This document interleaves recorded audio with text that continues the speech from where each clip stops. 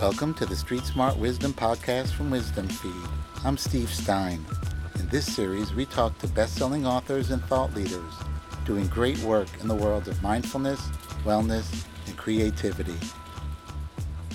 Our mission is to bring ancient ideas down to street level and bring you takeaways that you can apply to everyday life. Enjoy.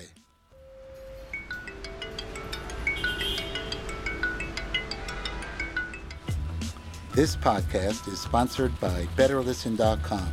At BetterListen, we have hundreds of audios, courses, and programs available to stream and download. As a listener to the Street Smart Wisdom Podcast, you are eligible for a free audiobook download. Just visit BetterListen.com/free today.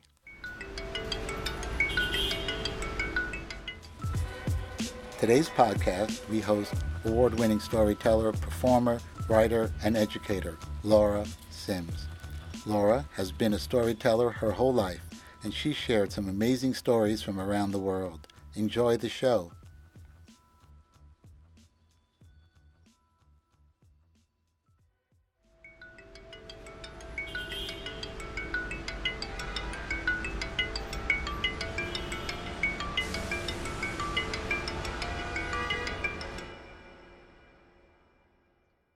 Welcome to Street Smart Conversations. My name is Steve Stein, and we're glad today to have Laura Sims with us. We've been working together on and off for years. And Laura, who are you? Introduce yourself. That's the question to begin with, huh?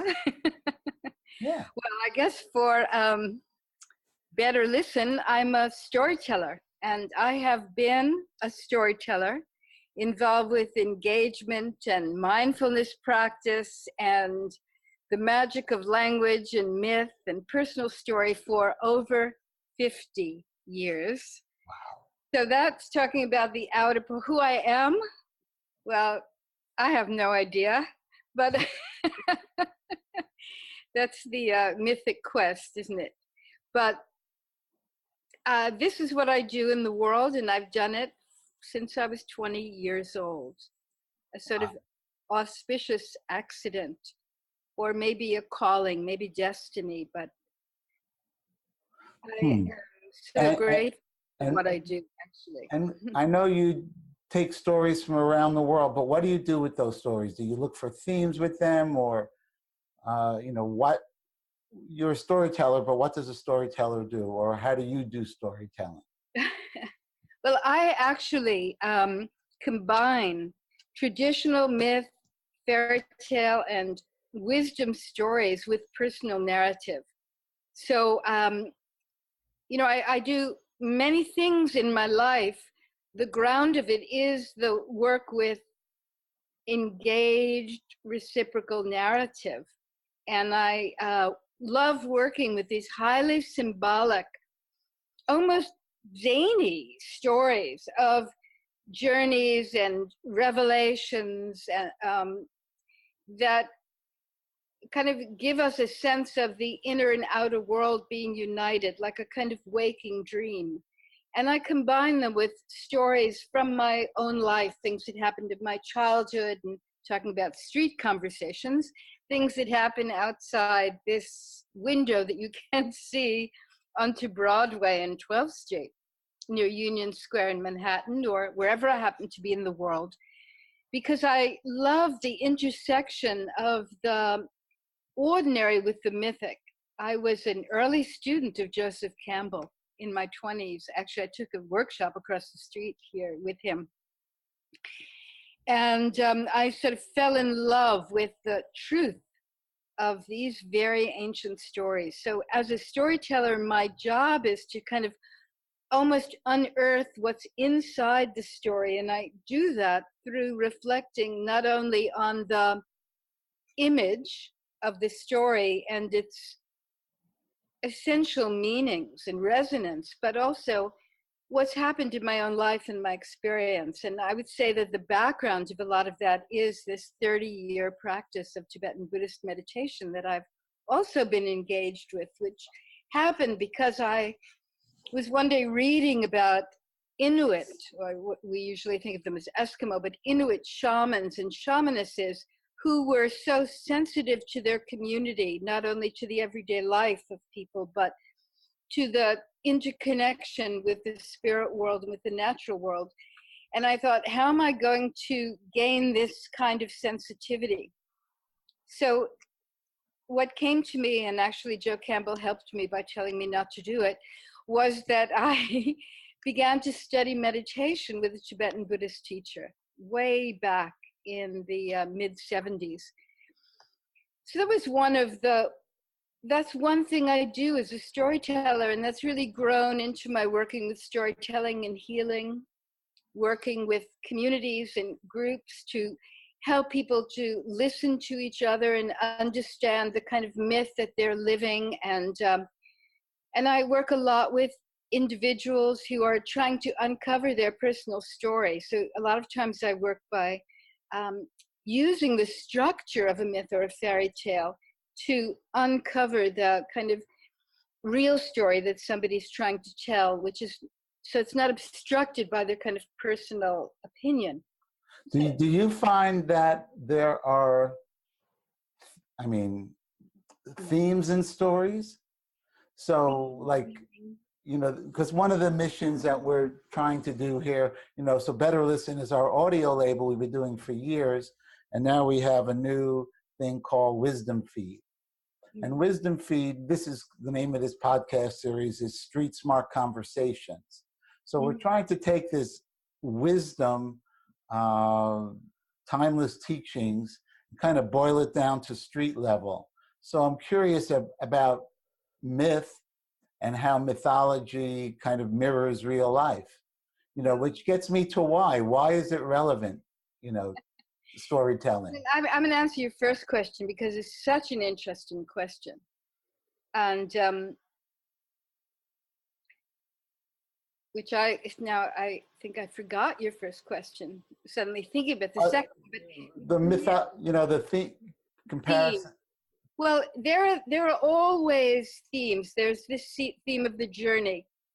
There's the theme, which is often the motivation of the journey, of something missing, and then the story is about retrieving that. So there could be within that the theme of the unconscious kindness that tempered through facing obstacles then grows into a great leadership, or the sort of personal and universal access of wisdom. So I would say that there are themes and there are images and there are qualities of journeys in these stories. Myths are not always journeys. They're more like revelations of the arising out of nothing or out of timelessness into form, into how that form begins to break into pieces. And it's a kind of reflection of our psyches and how we become people with thinking and observation. So does that have to do with like archetypes or archetypal parts of our psyche, or? Yeah, it's as if there's some essence or accessible territory that is where everything exists in union. And as we become human beings, it's almost like there's some unique arising of form from that pool of wisdom. And it is unique, and to every person, like a fingerprint that's somewhat discernible. You know, it reminds me of when I was younger. I don't even know why or how, but I guess it was Carl Jung did a book, Man and His Symbols. Yes. You know, I think it was like a coffee table book, but they had pictures of mandalas and spirals and shells and nature things. And I would look at it and I would just get the sense that I was looking into not a fractal, but like almost the molecular, the makeup of, you know, somehow archetypally, not to use the word loosely, but I would look at those symbols and I would like, wow, there's there's something timeless about it. It's almost viscerally recognizable. The more we become in touch with ourselves, the more the quality or the patterns are more familiar to us. What's confusing, I think, to us, I was thinking about this lately, is that we're so addicted to trying to understand everything that sometimes we lose the capacity to actually experience the meaning and the fullness of something, which is both the understanding and the direct experience. I would say that that's what myth brings us into direct contact with. And the fairy tales, which I really love, I love telling fairy tales to adults because they'll think like, oh yeah, fairy tale. And then they'll find themselves irresistibly just sort of caught up in this story, commenting on it. And if I stop in the middle and ask people what it reminds them of in their lives, or if they have an image they like, suddenly these amazing associations and memories from our street level everyday life come up to meet these images as if it was they were meeting each other. And it's at that place of sort of conjunction, confluence, or collusion even, that I'm really excited, because then I think that people are less prone to suffer into this kind of isolated need to define everything, or have a opinion only relationship in their life. But suddenly there's some mysterious connection, like all this research being done on trees that I love to read about, how the roots of the trees have energy and they communicate through this kind of life force listening in the roots of the trees. I just love this, with each other, so they can protect each other, warn each other, give each other nutrients. I think that's the place that we've somewhat lost, that all of us long for. And when you listen to a story, that place starts to vibrate and like we get in touch with it. I remember once I was in a private school with second graders, and there were like 300 second graders, and it's like some kind of small elephant population, and it's completely chaotic, and the teachers are like, this is nice, there's an entertainment coming. And the teacher said to me, they have a very short attention span, which always interests me. So therefore I changed from telling 3 stories to telling a 55-minute story. Because I think no one really has a short attention span, except teacher, perhaps, and an assumption. So I told this long fairy tale. It took place in 3 worlds, and there were bullies who were overcome, and there were, monsters rising up, and I put in ordinary people and all kinds of things. And it was over. And here were the kids seated in front of me, and the teachers too. They had put down the papers they were marking and sort of lost themselves, looking much more deranged than the children, who were like listening with this full, intelligent alertness, because they're closer to their dreams and imagination. Teachers looked utterly undone, but they were attentive. And I said, okay, so does anybody have an image or something from the story that you really liked? And this girl sitting almost on my foot just burst out, and she said, I forgot the story. And I said, well, that was fast. And she said, I got married. What? I got married.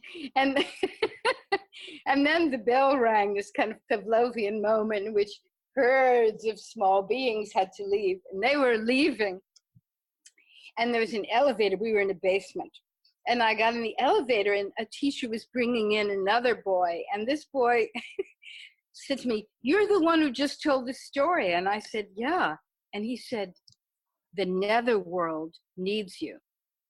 And I thought these kids had spoken to me from this kind of direct place. For the little girl, and this is my assumption, I think that she was living in that story moment by moment, in all the disparate parts of herself that she was imagining while I was speaking came together. And at the end, when there was a wedding, when the lost female was retrieved, which is so much of what these stories are about, the lack of feminine principle and the necessity for a part of ourselves to retrieve that so we can be whole, so we can live full lives with compassion and humor and joy and fertility, that she got married, that there she was, that she spoke to me from the middle of her experience. And this boy, whatever that meant to him, it just was so clear to him that the netherworld needed me, that that place below that was in the story was dry and was filled with danger and a creature that had drunk all the water out of tremendous greed and violence, something we can all relate to in our lives now. That's right. The netherworld needed somebody to tell them stories, to kill that dragon and release all the moisture and kindness that is essential back into the world. Wow, that's amazing. I kind of doubt it, but do you watch any current TV shows at all? Like what? Stranger Things? No. Stranger Things has this, it's I think it's worth watching. My wife and I, we love it. But they have the upside down. You know, it's kind of like the old Twilight Zone where all of a sudden you walk into the wall and like, where'd you go, Junior? You know, and there's a whole other reality on the other side of the wall. Yes. They call it the upside down, and it's very much the shadow side and having to be you know, some heroic way to get out of the upside down because people are trying to kill you. Once in a while, someone gets killed, but it's very creative and it's tongue in cheek, but it's real enough that it's really, I never thought of it, that it's really kind of introducing modern masses because it's one of the most popular shows. Oh, well, I'll look it up. But it's called the upside down, kind of like the netherworld that you mentioned. Well, you know, another time I was invited to tell stories in the park behind the New York Public Library for adults in the afternoon. And some guy came bounding out from the Parks Department to welcome me, and I was looking for a stage and a microphone and all the things that a storyteller would need, and none of it was there. And I said, well, am I in the wrong place? And he said, no, you just tell stories to anybody who comes here. So then there was seated on a fountain ledge were homeless people. So he said, here's an audience. That's a captive audience. Okay. And so I began telling, I was going to tell one story, but I took a look at everybody and I thought, this ancient Egyptian tale called The Black Prince, about a young man who was considered really ugly and stupid and sort of rejected, makes a journey to a magician who he's told can change his soul, make him really like a machismo fellow, so he could run for president. And so he makes the journey. Anyway, I told the story, and in the end, he does become a great warrior. And so the Pharaoh is rewarding him and he has fallen in love with the Pharaoh's daughter is the problem. And he realizes that that's always trouble. She's not going to have anything to do with him. So at the end, of course, the Pharaoh offers his daughter. And the daughter says, well, Father, you know, this is obviously a great warrior who saved our country. But I actually fell in love when I was younger with a boy that you never would have approved of. He played the flute and he always sat in the garden and he didn't seem to care about me at all. But if you want me to, I will marry this man, but I really love another. And the Black Prince, who had been the boy and gave up his soul, basically, sold himself, transformed himself to be a warrior, said to her, well, I once was in love just like you, and I would never make you marry me. So the story ends with him walking off into the desert. And these everyone sort of street ordinary had sort of left who'd been listening. And in fact, I never saw a Parks Department person again. It was just this sort of little group of homeless people and me in the park. And this guy looks at me and he said, "Are you going to be here tomorrow?" And I said, no, they just had me here today. And he said, "Man, that's like real life." And I thought, it's not just the second graders, it's everybody. You know, story, the power of story just transcends, there's a certain meditative part to it, because if you follow a story, you have to be engaged. And I think that's kind of like mindfulness, being engaged, and a story just brings you in. And, when I think about it, part of the reason for doing this whole wisdom feed thing is, well, I think we're both from Brooklyn. We both have that history. And so, like, people from the street that they got out or they never got out, there's a certain wisdom, I call it street smart wisdom. And it's innate, because you have to be in real time.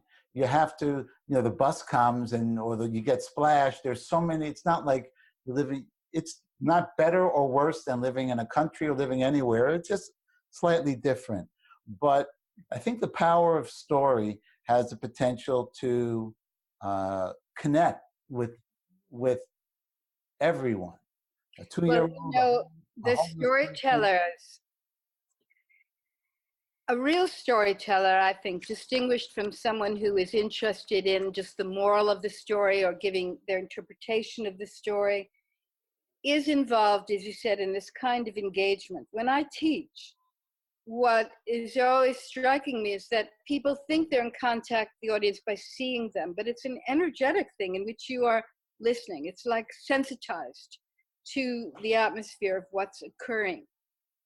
Because what's really occurring, the more you are present, and that is where my practice of meditation comes in, the more present and aware you are of not only the story and how it works, but your relationship to the audience, the more you realize that every single person is actually becoming and responding by making this story alive visually, emotionally, through memory, and also accessing then this kind of pool of wisdom that's self-existing in everyone. You become the story, you make the story, and every single person is hearing not the story I'm telling, but the story that they are experiencing. And the thread of wisdom that's sort of like a kind of shining, metallic, vibrant thread that runs through the story is what takes us on a journey. So we are all on the same journey, having a completely unique experience based on who we are.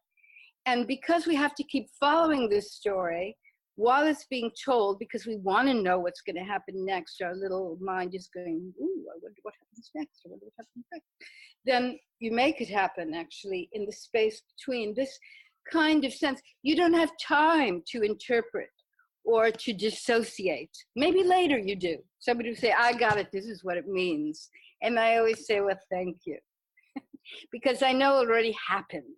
What happened was the meaning. What happened was the mind opening. What happened was all of us with our unique diversity listening at the same time to a seemingly similar journey, but no one makes the same journey. There can be nothing more humbling and radiant than this, more peacemaking actually, than this event that takes place between people. Wow, but, it's it I means like the it. storyteller has to be skilled, because some people tell a story in order to promote their point of view. I mean, that's how genocides and fascism are promoted, by a single story being told, projected onto a group rather than the engagement occurring. So I always think the antidote is engagement.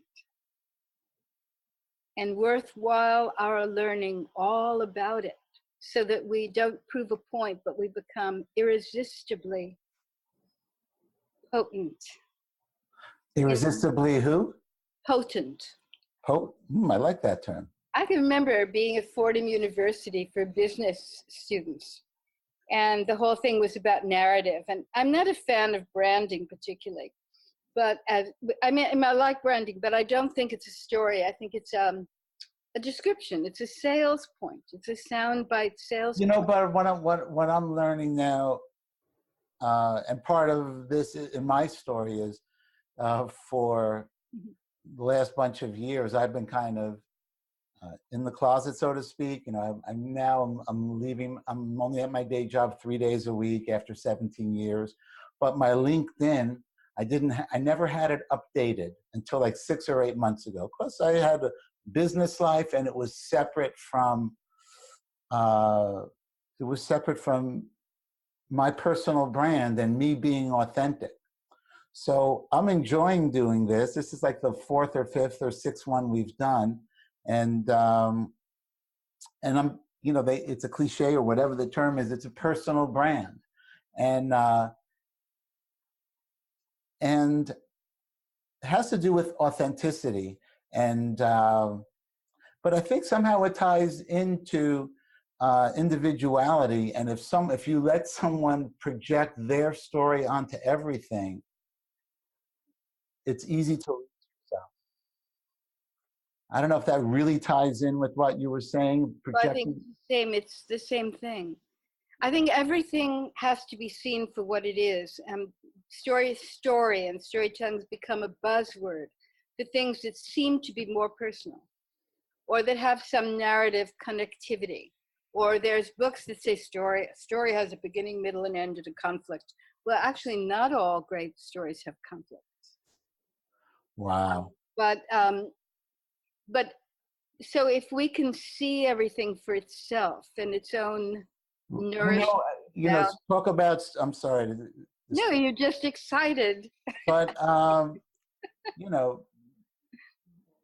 a Brooklyn term, comes in. Like I used to make up stories if I was late, or if my dog ate my paper, or I don't even have a dog, but my dog, ate my paper, but whatever. So it's a personal narrative, and whether you make up a story, there's always a storyline.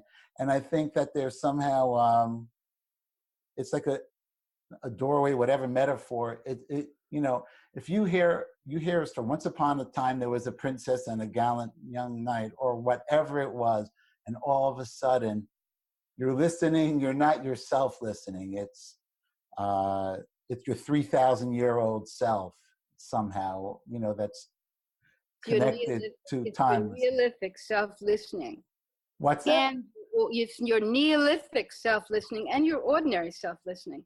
But the truth is that even these kind of like phantasmagoric lies, if you really slow down enough, they'll always reveal something about the person.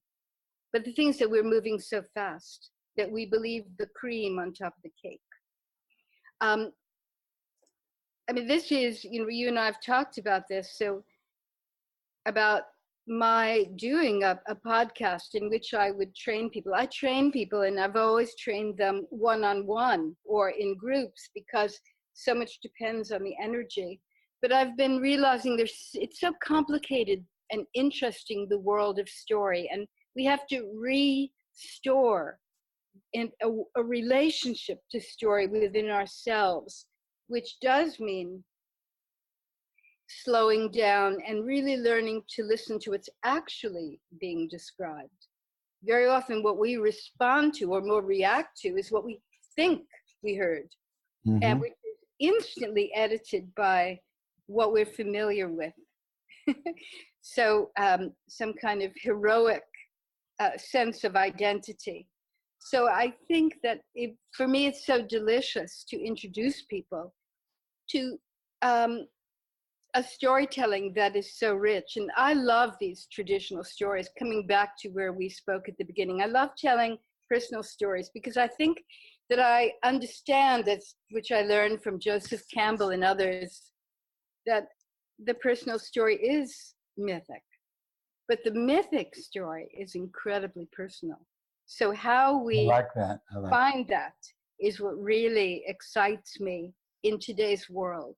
I think that we'll do maybe a more in-depth session where maybe there's some training or something like that, because this is a little bit more not introductory, but there's a lot of good stuff. This is great. So one of the things that I saw, one of the authors we've worked with is this guy, Gary Vaynerchuk, and he's very dynamic and successful and all this. But he interviewed someone and he asked them this story, this question, and I thought it was kind of a fun question. So I'm gonna ask you, if you were a superhero, what would your creation myth or your creation story be? What do you mean, my creation story? What happened when you were young that was a catalyst, or what happened somewhere and all of a sudden you had to be a storyteller, or, Superman came down, the Incredible Hulk, he was young and he was around the nuclear reactor and his parents this, and all of a sudden he had these superpowers. But what happened, how'd you get into this whole being a storyteller?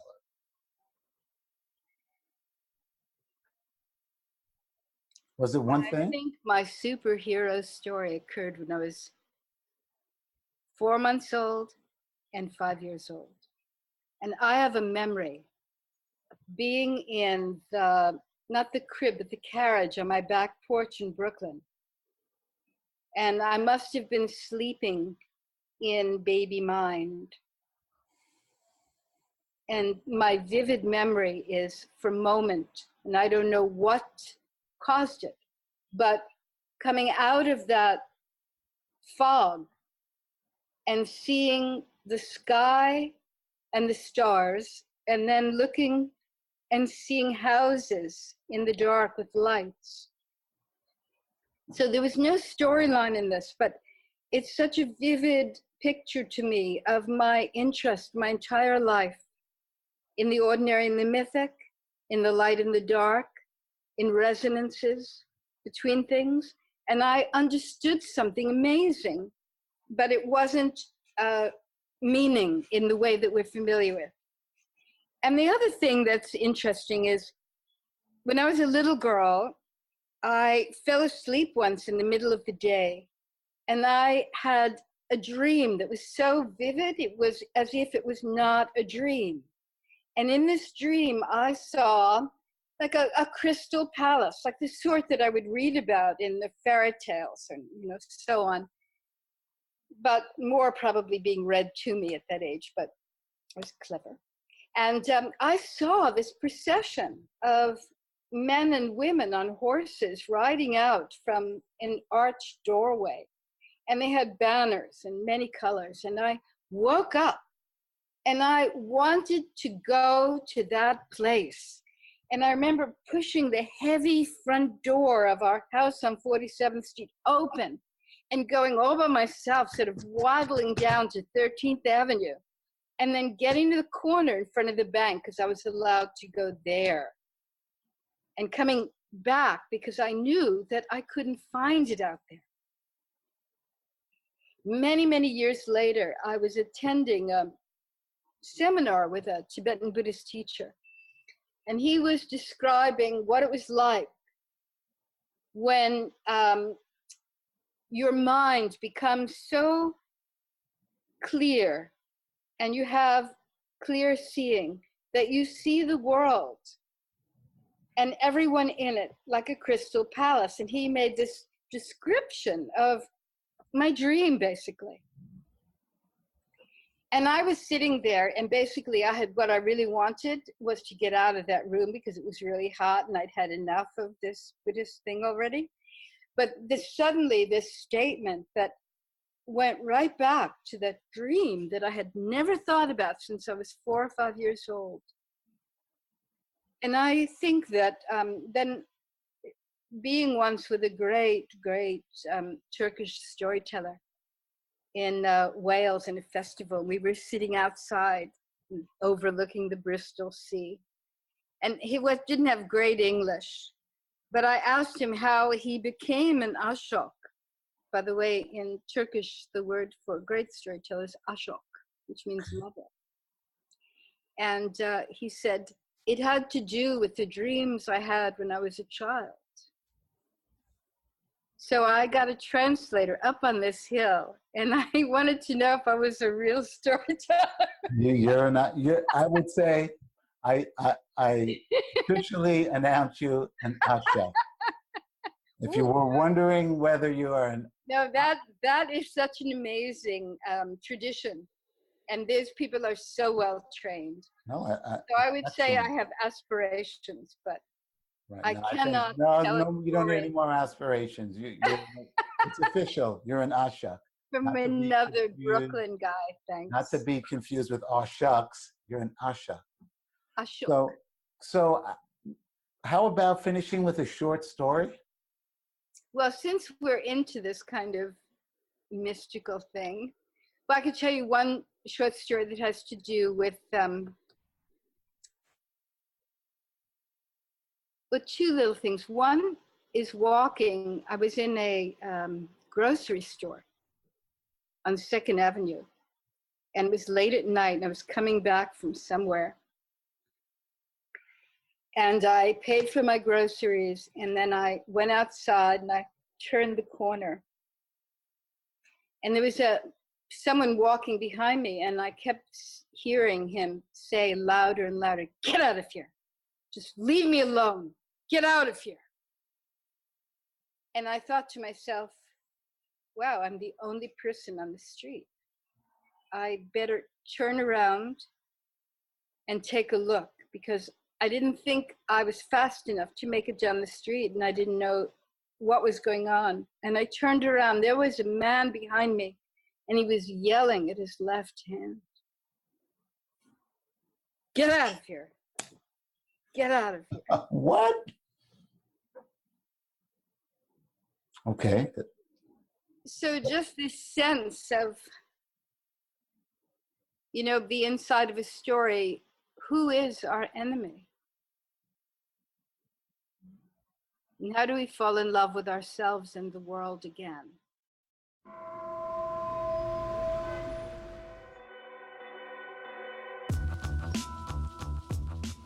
Our friends at Better Listen are offering a special discount to listeners of the show.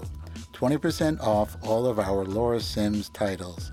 Just go to betterlisten.com, search for Laura, and use discount code STORY20 when checking out. Enjoy. So you want an 8th century Tibetan story? Sure. 2-minute story? Yeah, I think, yes. And then I think be good time to wrap it up after that, I think, just in general. But this is great. I love it. I know you're having exciting revelations. I could give you a private class right now. Okay, so there was a great teacher named Shankirashita. Gesundheit. Sorry. Gesundheit to you too, Bubala. And there was a drought. And there was no way that he could help anyone. So he decided to just walk from village to village and be there for people and bear witness and wish for them something good. And he came to one village, and the people there had absolutely nothing. But they were so grateful to him that they gathered from each household a little bit of rice. And then this was all they had to eat in this entire village. And they cooked the rice and they offered it to him. And he knew he couldn't say no, because this was so generous, and you have to accept such a gift. He was so moved by their kindness and their generosity. And he looked up on the wall and he saw a painting of a white cow. He was so deeply moved that he went to the painting and he milked the cow and fed the whole village.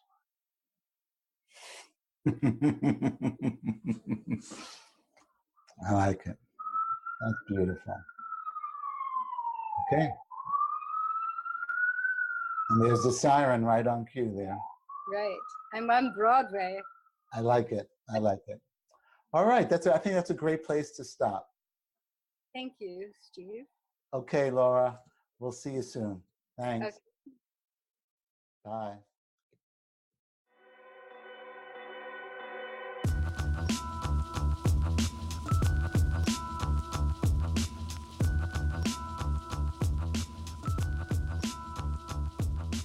You've been listening to Street Smart Wisdom, the podcast from Wisdom Feed.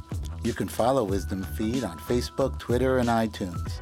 If you haven't, please subscribe, rate, and review our podcast on iTunes. We appreciate your feedback. Join us next week for another Street Smart conversation. Thank you for listening.